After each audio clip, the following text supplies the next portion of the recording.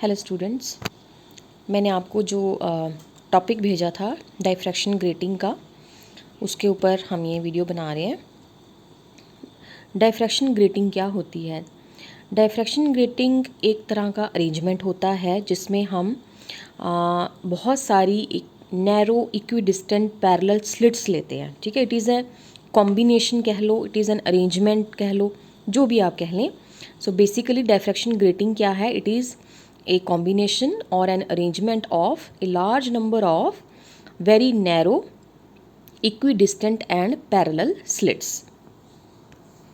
जैसे कि ये देखो, ये एक्स वाई हमने एक डाइफ्रैक्शन ग्रेटिंग सरफेस लिया है जिसके ऊपर ये A B C D E F G H I J ये narrow parallel and equidistant slits हैं। ठीक है, ये बनी हुई हैं इसके ऊपर। ये ग्रेटिंग सरफेस है एक्स वाई पूरे का पूरा। ठीक है, these are narrow and equidistant parallel slits. तो ऐसे अरेंजमेंट को हम क्या बोलते हैं? Diffraction grating. अब ग्रेटिंग्स जो हैं कैसे बनाई जाती हैं? ग्रेटिंग डाइफ्रैक्शन ग्रेटिंग्स को कैसे बनाते हैं? So these are prepared by ruling equidistant parallel lines on a glass surface. Glass surface के ऊपर इक्विडिस्टेंट और पैरेलल लाइंस को अच्छी तरह कार्व करके बनाया होता है, रूल किया होता है। And these lines are drawn with the help of a fine diamond point. Fine diamond point की हेल्प से ये लाइंस जो हैं ग्लास सरफेस के ऊपर ड्रॉ की होती हैं। ठीक है, and the space in between any two lines is transparent to light and the lined portion is opaque to light. ठीक है, देखो ये जैसे ये है, ये स्पेस है दो लाइंस के बीच का। ठीक है, this is transparent to light, और जो लाइंड पोर्शन है वो क्या होता है? That is opaque to light.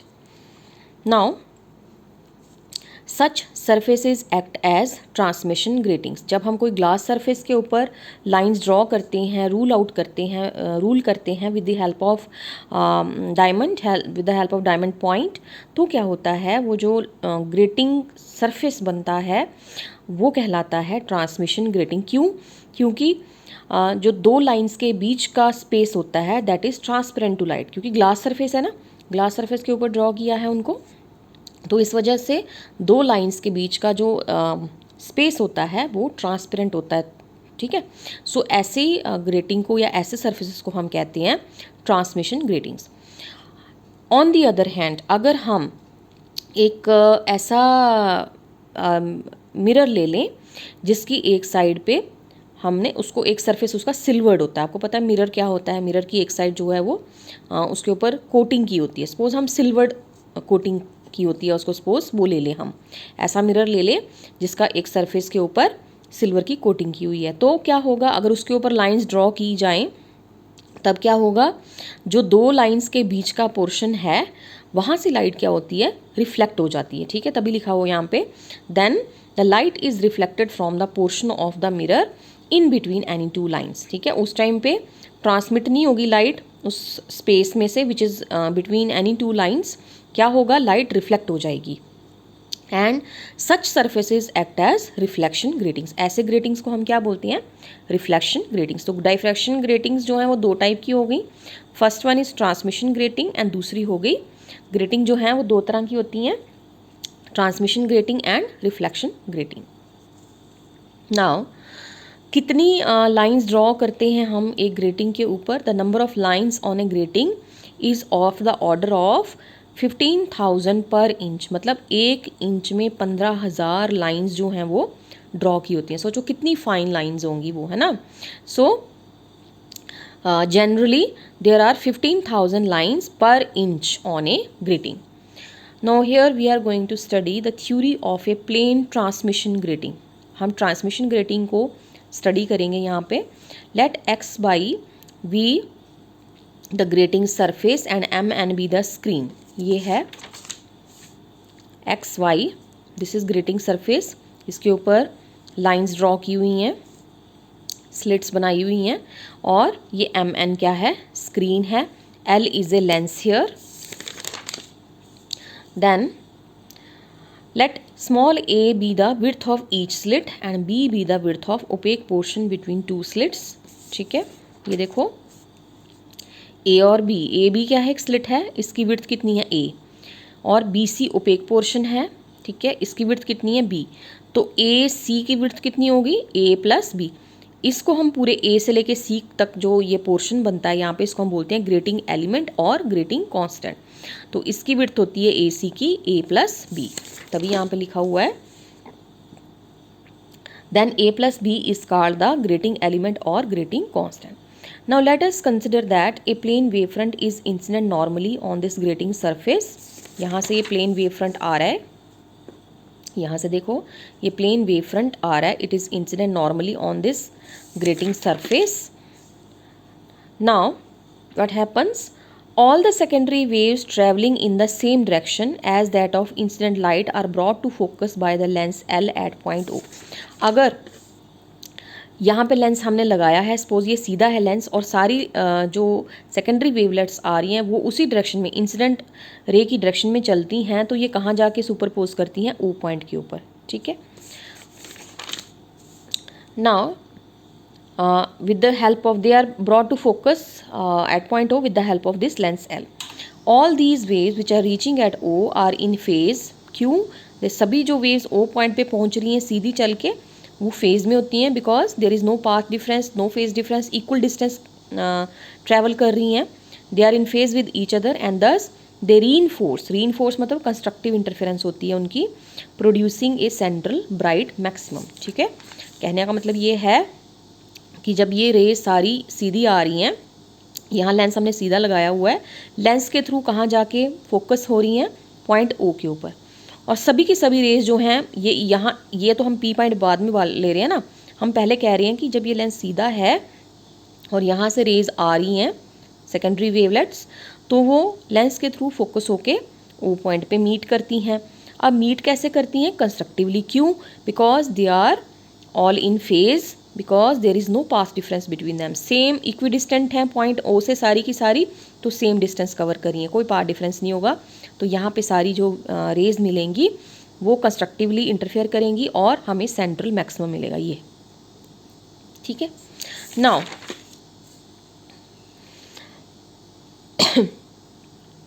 As the width of the slit is comparable to the wavelength of light, हम ये जो विड्थ ले रहे हैं स्लिट की, that is small a, it is comparable to the wavelength of light which is equal to approximately equal to lambda. What will happen? A part of the light spreads out in all the directions due to diffraction, ठीक है। यहाँ से जो light आ रही है वो क्या होगा, डाइफ्रैक्ट होके, ठीक है, हर तरफ उसकी डाइफ्रैक्शन होगी लाइट की, तो वो स्प्रेड आउट करेगी ड्यू टू डाइफ्रैक्शन, ठीक है, बिकॉज हम जो स्लिट का साइज ले रहे हैं that is comparable to the wavelength of light. Now what will happen? Suppose हम यहाँ पे एक P point consider कर रहे हैं और हम वो वाले wavelets consider कर रहे हैं which are in a direction making an angle theta with the incident way, incident direction, ठीक है। incident ray की जो direction है उसके साथ ये वाली जो secondary wavelets हम वो वाले consider कर रहे हैं अब, जो कि थीटा एंगल बनाते हैं, ठीक है। तो और ये सारी रेज, लेंस को भी हमने थोड़ा सा टिल्ट किया just to focus them at the point P। उसी तरह हम इसको इस तरफ भी कर सकते हैं, पी डैश पे भी कर सकते हैं फोकस, इन्हीं वेव्स को हम यहाँ सेकेंडरी वेवलेट्स को यहाँ पे भी फोकस कर सकते हैं जैसे हम यहाँ पी पॉइंट पे कर रहे हैं। Now consider the secondary waves travelling in a direction making an angle theta with the direction of the incident light. The lens is also suitably rotated so that these secondary waves come to focus at point P on the screen. Now what will happen? The point P, यहाँ पे जहाँ पे ये focus कर रही हैं सारी की सारी रेज, इसकी इंटेंसिटी यहाँ पे मैक्सिमम कब होगी? If the path difference between the secondary waves is equal to integral multiple of lambda, where lambda is the wavelength of light. अब ये जो रेज हैं ये डाइफ्रैक्ट कर रही हैं P पॉइंट के ऊपर, मीट कर रही हैं, डाइफ्रैक्शन पैटर्न प्रोड्यूस कर रही हैं, तो इनकी इसके P पॉइंट के ऊपर इंटेंसिटी कब होगी मैक्सिमम? अगर पाथ डिफरेंस जो है सेकेंडरी वेव्स के बीच में वो क्या होगा, that is integral multiple of lambda here, ठीक है। Now to find this path difference draw a perpendicular A K, ठीक है। यहाँ से हम ये एक्सट्रीम पॉइंट्स हो गए ना इस ग्रेटिंग सरफेस के, ए एंड जे, ठीक है। यहाँ से हम एक परपेंडिकुलर ड्रॉ कर रहे हैं के पॉइंट के ऊपर, सो ये ट्राइंगल बन गई ए जे के। और ये पाथ डिफरेंस कितना होगा इस वाली रे और इस वाली रे के बीच में, लास्ट वाली में, दैट इज इक्वल टू जे के। तो कहाँ से आएगा, एक सेकेंड, हाँ हम इसको बाद में लेते हैं, पहले हम ये वाली लेंगे 2 रेस, ठीक है। देखो, to find the path difference draw A K perpendicular to the direction of diffracted waves and let angle J A K theta. J A के एंगल हम ले रहे हैं थीटा, ये वाला। तो उसके बाद ए बी हमें पता है डिस्टेंस स्मॉल ए के बराबर है, बी सी स्मॉल बी के बराबर है। तो हमें पाथ डिफरेंस अगर ये लेना है तो हम इसका पूरे का लेने के बजाय हम ये वाले ट्राइंगल कंसिडर कर रहे हैं, ए सी सी डैश। कौन सी रेज ले रहे हैं, एक रे ए पॉइंट से जो निकल रही है, दूसरी जो सी पॉइंट से निकल रही है। इन दोनों के बीच में कितना पाथ डिफरेंस है, सी सी डैश। ये देखो यहाँ पे सी सी डैश, ठीक है। ए और सी जो पॉइंट्स है, यहाँ से रेज जो निकल रही है उनके बीच में सी सी डैश जो है वो पाथ डिफरेंस है। अब सी सी डैश की वैल्यू निकालने के लिए हमें ट्रायंगल लेनी पड़ेगी ए सी सी डैश, जिसमें साइन थीटा की वैल्यू क्या होगी, सी सी डैश अपॉन ए सी, ठीक है। सो यहाँ आ जाएगा C C dash upon A C equal to sine theta. तो सी सी डैश हो गया A C sine theta. So the path difference between the secondary waves starting from points A and C is C C dash which is equal to A C sine theta. A C की value क्या है, ए plus B. सो ये हो गया C C dash path difference equal to A plus B sine theta. For maximum intensity कब होगी इस P point के ऊपर, जब A plus B sine theta is equal to N lambda here. तो एन को हम वेरी कर रहे हैं where N has value 0, 1, 2 and so on, ठीक है। जब एन 0 हो जाए तो ये पाथ डिफरेंस क्या हो जाएगा, 0 हो जाएगा। अगर पाथ डिफरेंस 0 हो जाए, ठीक है, तो हमें क्या मिलता है, सेंट्रल मैक्सिमम, हमें मैक्सिमम इंटेंसिटी मिलेगी। We will get central maximum intensity just like at point O, ठीक है। For N equal to 1 A plus B sine theta 1 equal to lambda, ठीक है। एन 0 जब भी होगा तो हमें सेंट्रल मैक्सिमम मिलेगा एट पॉइंट ओ हियर, और तब कंडीशन क्या हो जाएगी, तब जैसे ओ पे मैक्सिमम मिल रहा है वो वाली कंडीशन आ जाएगी जब एन 0 है, ठीक है। जब कोई पाथ डिफरेंस नहीं है तब हमारे पास वही सिचुएशन आ जाएगी पहले वाली, जहाँ पे वो सारी वेव्स इक्वली यहाँ पे पहुँच रही थी, ठीक है। जब एन 1 हो जाए तो ये क्या हो जाएगा, A plus B sine theta 1 equal to lambda. यहाँ पे थीटा के साथ एन लगाना चाहिए क्योंकि यहाँ पे अगर 1 लगा रहे हैं यहाँ पे एन आना चाहिए, ठीक है। So for N equal to 1 A plus B sine theta 1 equal to lambda.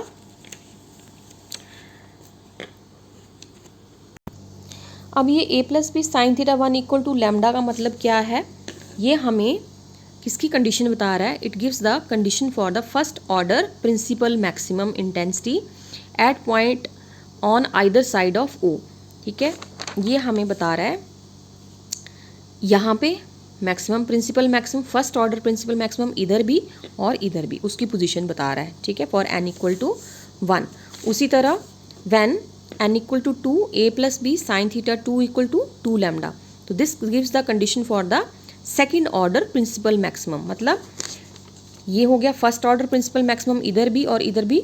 तो एन इक्वल टू 2 के लिए क्या हो जाएगा, इसके आगे जाके जो मैक्सिमम बनेगा सेकेंड ऑर्डर प्रिंसिपल मैक्सिमम, लेकिन उसकी इंटेंसिटी क्या होगी, that will be much less than that of the first order.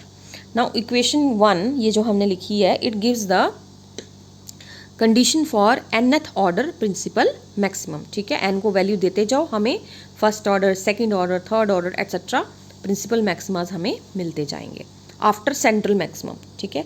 ये सेंट्रल मैक्सिमम है, ये फर्स्ट ऑर्डर प्रिंसिपल मैक्सिमम दोनों तरफ, उसके बाद सेकेंड ऑर्डर आएगा, थर्ड ऑर्डर आएगा दोनों तरफ एंड सो ऑन, ठीक है। Now what is the position of secondary maxima and minima.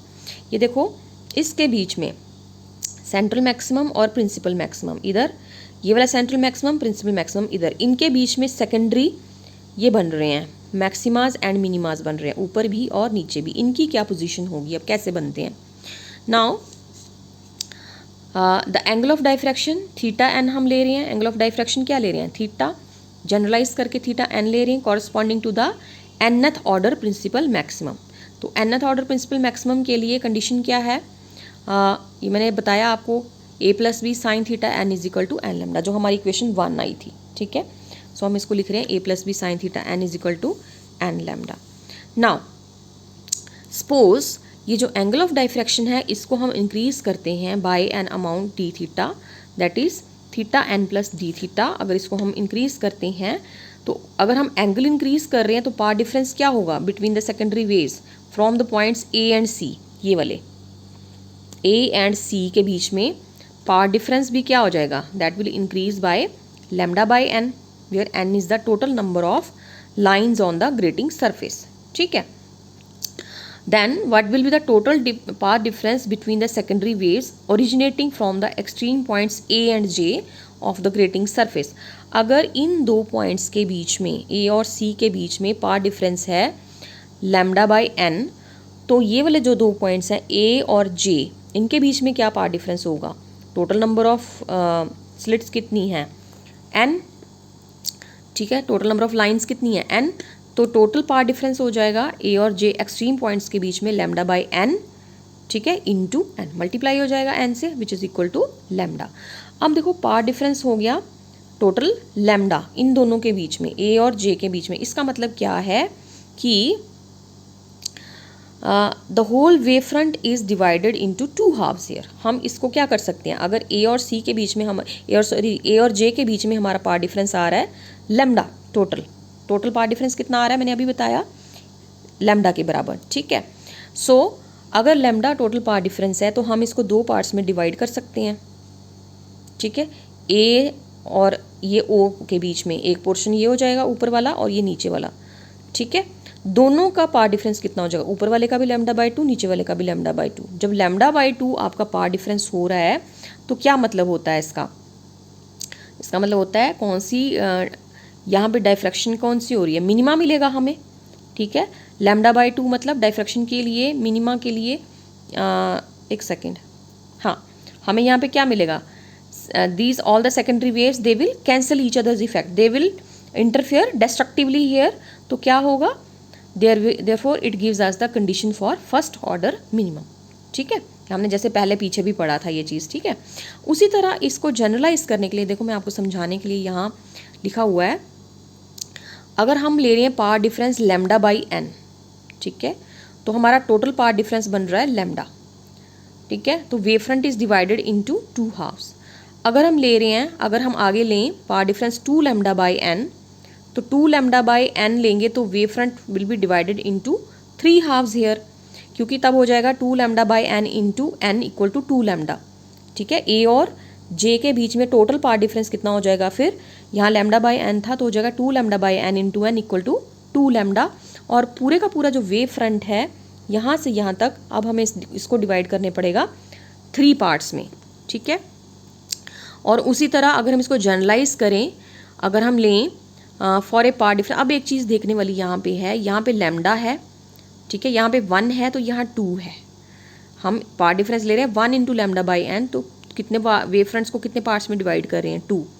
अगर हम ले रहे हैं path difference 2 lambda by n, यहाँ एन क्या है 2, तो वेव फ्रंट डिवाइड हो रहा है 3 पार्ट्स में, मतलब एक ज़्यादा है यहाँ पे, है ना। तो जनरलाइज करें तो अगर हमारे पास n पार्ट्स में हम डिवाइड कर रहे हैं, if the wave front is divided into n halves, तो पाथ डिफरेंस कितना होना चाहिए, n-1 लैम्डा बाई n। ठीक है, तो हमें पाथ डिफरेंस कितना होना चाहिए, n-1 लैम्डा बाई n। सो उस केस में हमें मिनिमा कहाँ तक मिलेगा, फिर हमारा कहाँ तक मिनिमा मिलेगा, n-1 तक। ठीक है, तो दैट्स वाई इन्होंने यहाँ लिखा हुआ है कि there will again be minimum when the path difference between the secondary waves from points A and C is 2 lambda by n, 3 lambda by n, etc. Thus there will be n-1 secondary minima। क्यों आएगा मैंने आपको यहाँ से explain कर दिया, ये आपको बुक में नहीं मिलेगा इसीलिए मैंने यहाँ पे ये लिखा हुआ है। ठीक है, सो ये वाला पेज मैं आपको दोबारा भेज दूँगी, शायद मैंने इस जो भेजा हुआ उसमें नहीं है ये, I will send it again, topic दोबारा भेज दूँगी पूरा। सो अब देखो हमारे पास जब n हाफ्स में डिवाइड कर रहे हैं तो कितने हमें n-1 part n-1 into lambda by n, मतलब हमारे पास कितने मिनिमास बनेंगे, n-1, मतलब n से एक कम। ठीक है, so that's why there will be n-1 secondary minima. अब यहाँ पे देखो n से पीछे है n-1, ठीक है, n से पीछे है n-1, अब n-1 पे हमें मिल रहा है सेकेंडरी मिनिमा।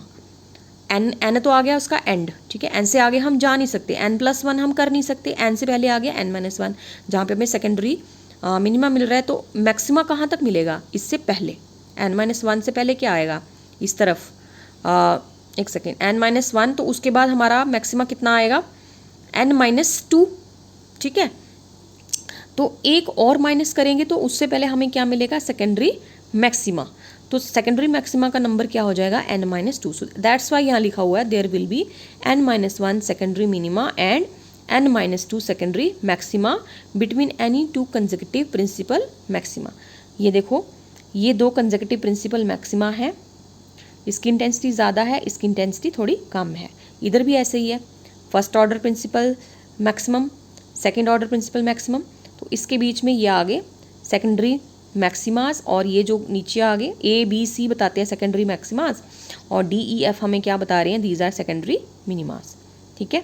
सो ये आ गया हमारा n=0 के लिए, n=1 के लिए, n=2 के लिए, थीटा की वेरिएशन हो रही है दोनों तरफ, ठीक है। सो ये हमने एक्सप्लेन किया। Point O corresponds to the position of central maximum, ये सारा मैंने बता दिया आपको। देखो मैंने यहाँ पे लिखा भी हुआ है, there will be n-1 secondary minima corresponding to a path difference λ/n, 2 λ/n, so on up to n-1 λ/n। अगर n-1 हमारे सेकेंडरी मिनिमाज हैं तो उससे एक कम क्या होगा, n-2, तो इतने हमारे पास कितने हो जाएंगे, सेकेंडरी मैक्सिमा, ठीक है। देखो ना, मिनिमा के बाद क्या आएगा, मिनिमा के बाद मैक्सिमा, मिनी के बाद मैक्सिमा, ऐसे, ठीक है। सो ये आपका हमने यहाँ पे इसको जो पैटर्न मिलता है हमें, वो हमने यहाँ पे अभी एक्सप्लेन किया है। नो, इसमें एक चीज़ और आती है देखने वाला ही कि विड्थ ऑफ प्रिंसिपल मैक्सिमा, ये जो हमारा प्रिंसिपल मैक्सिमा बन रहा है इसकी विड्थ क्या होगी, ठीक है। प्रिंसिपल मैक्सिमम की विड्थ क्या होगी, ये सपोज ये पोजीशन है हमारी फर्स्ट प्रिंसिपल मैक्सिमम की, तो ये अगर एंगल, ये देखो यहाँ से डायग्राम बनाई हुई है, जो इसकी प्रिंसिपल मैक्सिमम की विड्थ है उसको हम ले रहे हैं एंगुलर विड्थ। एंगुलर विड्थ मतलब थीटा की फॉर्म में। ये एंगल यहाँ से यहाँ तक, ये जो मिनिमा है फर्स्ट मिनिमम, ये एंगल है यहाँ, ये डॉटर लाइन इसको हमने जोड़ दी, दूसरा इसका मिनिमम इधर बन रहा है, एक डॉटर लाइन हमने इसको यहाँ जोड़ दी, और ये जो लाइन है डार्क वाली, ये इसके सेंट्रल पॉइंट पे टच कर रही है, ठीक है। तो ये एंगल है टोटल हमारा थीटा एन। अच्छा, ये जो एंगल है यहाँ से यहाँ तक, ये देखो मैंने इसको ऐसे भी बताया, आप ऐसे भी देख सकते हैं, ये जो विड्थ है यहाँ से यहाँ तक ये भी डी थीटा है, यहाँ से यहाँ तक ये भी डी थीटा है, ठीक है। ये हाफ लेंथ होगी, हाफ विड्थ होगी इसकी इस तरफ प्रिंसिपल मैक्सिमम की, और इस तरफ भी हाफ विड्थ होगी डी थीटा, तो टोटल विड्थ होगी 2 डी थीटा। ये हम यहाँ निकालना चाहते हैं। So the angular width of principal maximum is the angle between the two first secondary minima which are lying on either side of this principal maximum. Now we know that in diffraction grating nth order principal maximum occurs when a plus b sin theta n is equal to n lambda, ठीक है, ये हमने अभी पढ़ा। तो इस तरफ theta की वैल्यू क्या हो जाएगी, theta n plus d theta, और इस तरफ नीचे की तरफ क्या हो जाएगी, theta n minus d theta. These are the angles of diffraction corresponding to first secondary minima on either side of principal maxima, ठीक है। ऊपर वाली साइड जो ये इस तरह वाला पोर्शन है, इसकी क्या हो जाएगी diffraction angle, theta n plus d theta, और नीचे वाले के लिए क्या हो जाएगी, theta n minus d theta. Now ये कंडीशन क्या बन जाएगी, a plus B sine theta n plus minus d theta equal to n lambda. उस केस में हमारा पार्ट डिफरेंस कितना हो जाता है, इंक्रीज लैम्डा बाई n से, तो हमने इसको लिख लिया n lambda plus minus lambda by n। अभी हमने पीछे पढ़ा, ठीक है, पार्ट डिफरेंस इंक्रीजेज बाय, जब हम उसको इंक्रीज करते हैं एंगल को तो थीटा लैम्डा बाय n हो जाता है। सो इन दोनों इक्वेशंस को हम क्या करेंगे, डिवाइड करेंगे। तो ये देखो किया हुआ हमने a प्लस बी साइन, इसको इससे डिवाइड कर रहे हैं, ठीक है। तो ये कट गया, ठीक है, n lambda plus minus lambda upon n divided by n lambda. Now इसको सॉल्व करेंगे, ये हो जाता है 1 plus minus 1 upon n into n, ये यहाँ पे हमने लिख दिया। सो ये sine a plus minus b, sine A cos B plus cos A sine b वाला फार्मूला, प्लस माइनस है तो हम प्लस माइनस बीच में लिख रहे हैं, साइन ए cos B plus minus cos ए साइन बी, ये ऐसे ही रहा। अगर डी थीटा स्मॉल है, आपको पता है उसके कॉस डी थीटा की वैल्यू क्या हो जाती है 1, और साइन डी थीटा की वैल्यू क्या हो जाएगी, डी थीटा के बराबर। When d theta is very small, तो यहाँ आ जाएगा sine theta n, cos d theta की जगह आ जाएगा 1 plus minus cos theta N, और साइन डी थीटा की जगह आ गया d theta equal to 1 plus minus n into N. अब इसको हम करेंगे solve, sine theta N upon sine theta N लिख दिया, plus minus cos theta N upon sine theta N, और D theta equal to 1 plus minus 1 upon N N. ये 1 बन गया, ये कट गया, तो 1 plus minus cos upon sine क्या होता है cot, cot theta and D theta equal to 1 plus minus 1 upon N N. तो डी थीटा क्या हो जाएगा, 1 1 कट गया, डी थीटा हो गया 1 अपॉन प्लस माइनस अब हम लेंगे नहीं, 1 upon N n cot theta n चला गया। डी थीटा हमें क्या बताता है, एक साइड की विड्थ, ठीक है इसकी। तो अगर हम टोटल विड्थ लें इसकी प्रिंसिपल मैक्सिमम की तो क्या लेना पड़ेगा, इसका ट्वाइस लेना पड़ेगा। सो इसलिए D theta is half the angular width of the principal maximum. From equation 3 it is clear that the principal maximum becomes sharper as n increases. अगर हम इस n को, n क्या है, number of lines on the grating surface, अगर हम n को बढ़ाएं, लाइन्स का नंबर बढ़ा दें तो डी थीटा क्या हो जाएगा, इसकी वैल्यू और कम हो जाएगी, मतलब इसकी शार्पनेस बढ़ जाएगी, ठीक है। इसकी ये जो प्रिंसिपल मैक्सिमम बन रहा है इसकी शार्पनेस क्या हो जाएगी, बढ़ जाएगी। Since the width of the principal maximum decreases, इसकी वजह से क्या होगा, विड्थ क्यों हो रही है शार्पनेस ज़्यादा उसकी, क्यों, क्योंकि विड्थ जो है उसकी कम होती जाएगी। जैसे ये विड्थ कम होगी तो ये क्या हो जाएगा, तीखा हो जाएगा और शार्प हो जाएगा। सो दैट्स वाई यहाँ लिखा हुआ है the principal maximum becomes sharper as n increases, since the width of the principal maximum decreases with the increase in n, which is the number of lines on the grating surface. So this was the theory of the plane transmission grating. I hope आपको समझ आ गया हो। अगर कोई doubt होगा तो आप मुझे पूछ सकते हैं।